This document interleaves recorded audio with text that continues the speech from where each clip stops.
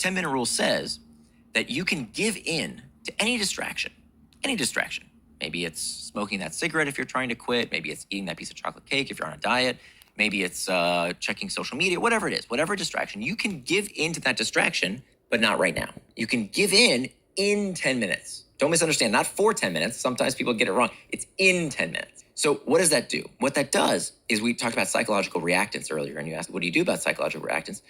You're allowing yourself to acknowledge that you are in control, that you decide. What many people do is they have strict abstinence, right? Strict abstinence says, no, I will not do it. I won't eat sugar. I won't get distracted. I will do this. I will do that.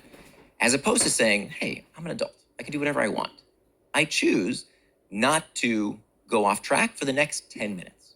That's it.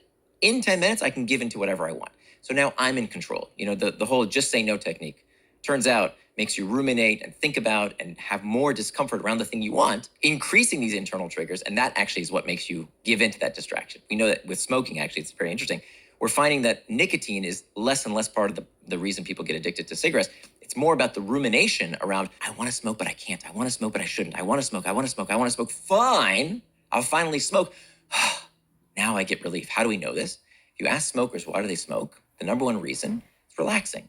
That makes no sense. Nicotine is a stimulant. Makes no sense, right? Why would it be relaxing? It's relaxing because finally I can stop telling myself I don't have to do it anymore. I don't have to fight with myself anymore. And that eases that psychological reactance. I can finally give in.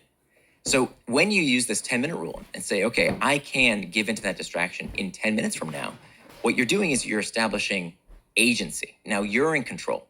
And we can do anything for 10 minutes. And if 10 minutes feels like too long, try the 5-minute rule. The idea is that you're building that ability over time. So the 10-minute rule becomes the 12-minute rule, becomes the 15-minute rule. And you're learning, wait a minute, I can actually delay gratification. Remember, all these problems of distraction are an impulse control issue.